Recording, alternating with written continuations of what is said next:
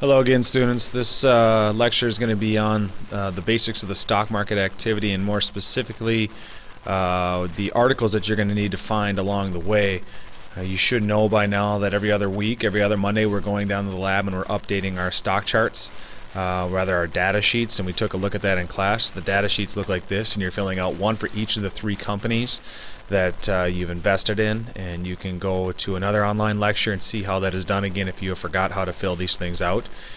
When you buy and trade new companies, you need to start a new portfolio data sheet for that company. So make sure that you do that, and if you're confused about it, see Miss Nelson or myself and we'll help you out when it comes to that. This is the look at the Google Drive folder for the stock market activity resources. It's a new folder that was added into Drive for your benefit. And so you've got your stock data sheets here. You've got a whole explanation of the stock market activity and what is expected of you between now and the end of the semester. And then we've got these current event templates, which I'll be talking mostly about here in this lecture. But if you're confused about the stock market activity, here it is. You can read through this. This is on Drive, and it's also on Infinite Campus. You can get it there as well. A little synopsis. I'm not going to read through it. I expect that you could do that on your own.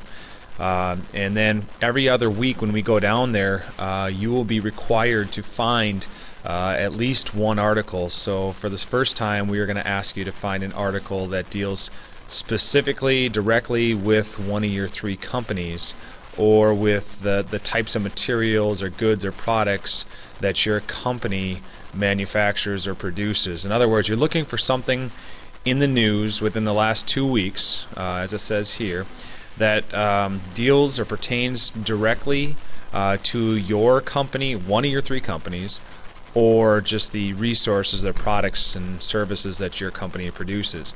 And what you're going to do is you're going to fill out a current event template for each one that you find.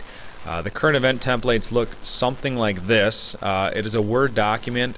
If you can't get this to work, if your Microsoft Word doesn't pull this up and it's not accessible, then you could just follow the outline that's given right down here, where you just basically indicate the title of the article, the date of the article, a source and a link to that article, which article number it is. So in other words, the first article would just be 1, and then when we go down in a couple weeks, you're going to find another industry article, and that will be the second one, and then you just circle number 2. And this basically gives you a little bit more idea of what we're expecting. So there are two different types of articles that we'll be getting. One is an industry article, as we already explained, and then one is an indicator article. And the indicator article does not deal specifically with your company or the products or services that your company produces. It deals specifically with one of the economic indicators that you see here.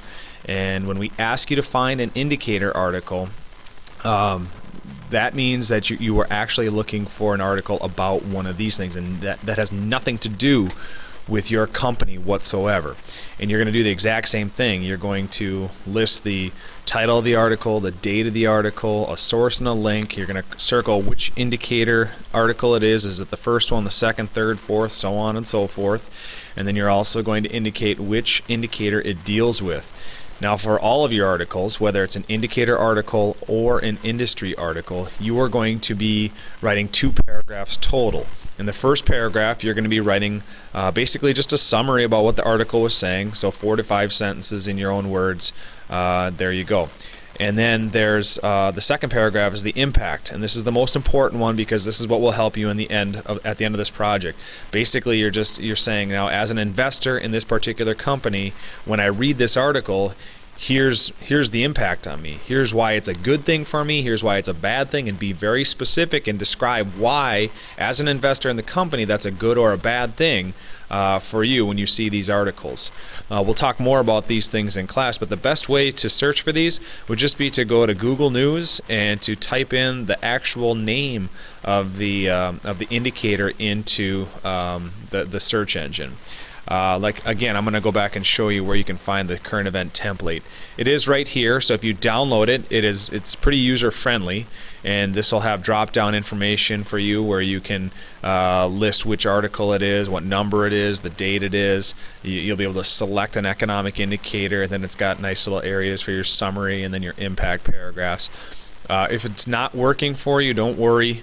Just go ahead and create your own new template. Just make sure that you clearly label the title, the date, the source, whether it's an industry or indicator article, which one it is, and then at the bottom, make sure that you have your summary and your impact paragraph. So when we go down there, the first week you're just going to be asked to get one industry article, and in the second week we'll be going down and getting indicator and industry articles. So just pay attention in class and to the Google Drive expectations as to what we're doing. So for instance, this week, if you go back to since we're in microeconomics and you open this up, you would see that we are going to update our stocks for the last 2 Fridays, which is what you always will be doing from between now and the end of the semester.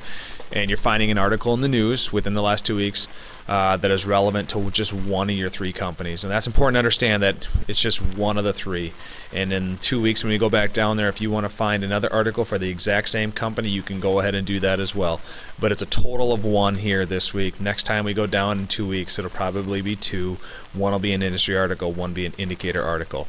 So make sure that you're using your resources and that you're listening in class and that you're going back and double checking these things as we go.